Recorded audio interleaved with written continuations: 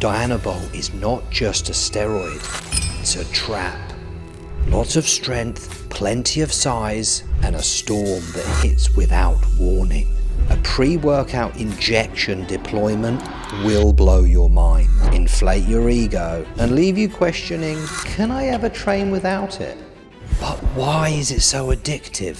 What happens when the magic fades? And can it actually be used safely?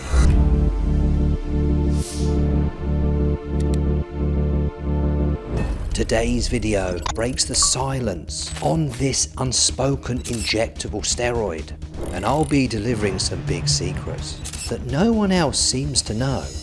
Because when I realized there was literally zero information on this compound, I was like, fine,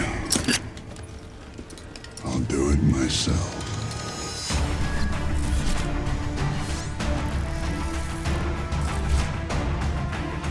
when Injectable Dbol skips the liver's first pass metabolism, it's going to make you feel like you can deadlift a car. That immediate dopamine high rewires your brain to crave it. It's not just a performance enhancer, it's a psychological trap. Suddenly, you find yourself playing out a Wolf of Wall Street montage. So when that pump fades, the strength tapers, and the dopamine wears off, you're going to be left staring at your old self. It's kind of like a toxic relationship. You know it's bad for you, but the highs are just so good, you don't want to quit. So even if you know the risks of it, what makes Dbol's effects impossible to resist?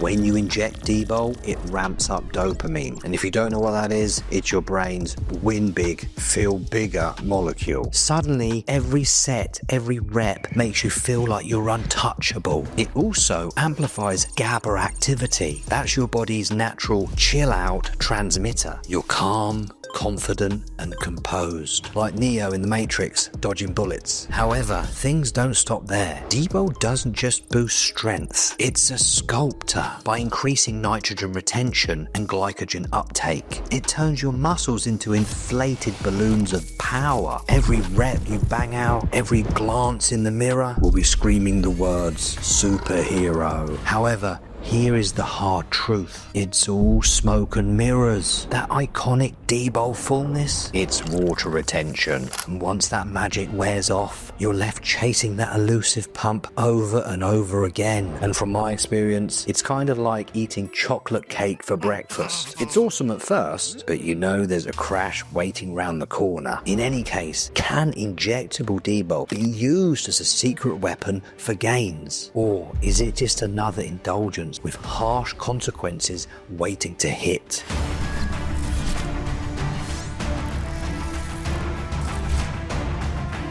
Dbol aromatizes. It's like strapping a turbocharger onto your estrogen production. That means water retention, oily skin, and mood swings so over the top, your gym buddies are going to wonder, are you bulking or auditioning for a soap opera? The critical warning that you need to know is, Dbol is the Master Illusionist of blood work. It creates a mirage of estrogen dominance. It will artificially inflate E2 by converting to methyl estradiol, a potent but very misleading byproduct of the compound. Think of it like stepping into a funhouse mirror. What you're seeing in your blood work isn't really real. Some victims get their biomarkers too soon and misinterpret the numbers. They then overcorrect using an AI, crashing their estrogen levels, and the result of all this, achy joints, stalled progress, and a body that's begging for an estrogen balance. Patience really is your weapon here. Test your estrogen levels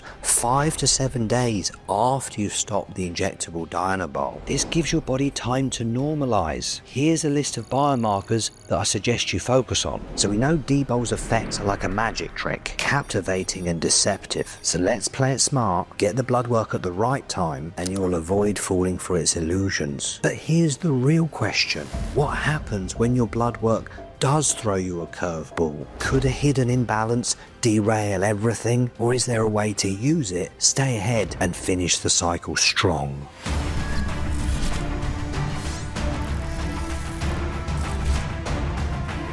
The truth is, lads, Dianabol's estrogen game is only half the story. It also plays tricks on insulin sensitivity and metabolic balance. Now, while it supercharges glycogen storage for those skin-splitting pumps, it can just as easily throw your glucose metabolism into chaos. And if your insulin sensitivity takes a hit, your carbs will not be fueling your muscles because they'll be on early retirement right around the waistline. So to counter this, we'll take a multifaceted approach. Kickstart your insulin response every day with 30 to 40 minutes of fasted cardio. We need a low GI diet, so focus on slow digesting carbs, and this will stabilize blood sugar. Key supplements for insulin sensitivity: berberry.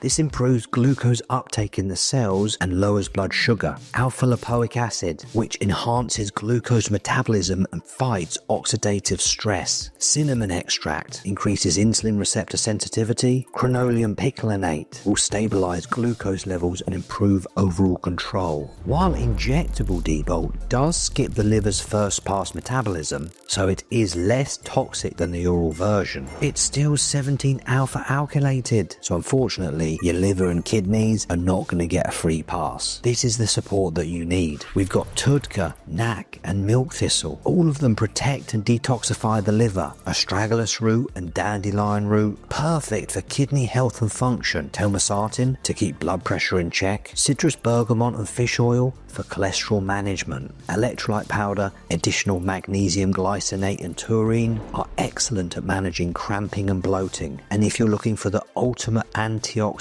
detox, hook yourself up with a glutathione IV drip, 1800 milligrams once a week on your rest day. So those are my recommendations if you're considering to take this stuff. Now, as we leave behind Dbol's sneaky insulin games, it's time for the next battle.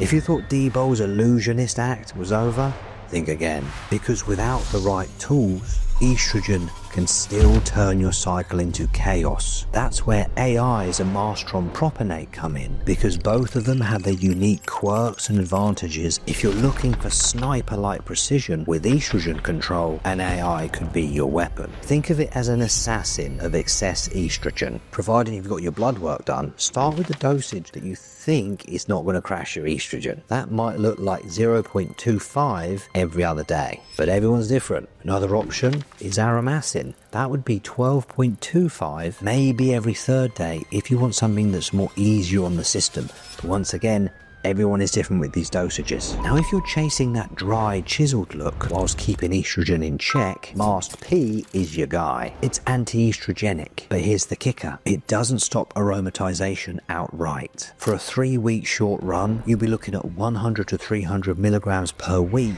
which will give you a polished edge. So what's the best play? An AI or Masteron? Well, that all depends on the results and our blood work, but the steps would be this. Take Masteron first a week before so it can get into the system. Then make sure your estrogen levels are in that sweet spot, 20 picograms to 50 picograms. When you do the injections, inject smart, rotate the sites, use a 1 ml insulin syringe so you can get hyper accurate. You don't want to overdo this stuff. The first dosage can even be 10 milligrams. You're going to feel it from that. And if you go over 50 milligrams, your eyes are going to be twitching. And it goes down well if you inject it 60 to 90 minutes before the workout. And remember guys, it's science here. It's not guesswork. Your results are going to depend on how fine-tuned your approach is. The catch of injectable Dianabol is that it can't be run forever. The gains may feel unstoppable, but the risks grow the longer that you're on it. And it's just not worth it, shortening your overall cycle. But how long is too long on this stuff? And when does that magic turn into a ticking time bomb?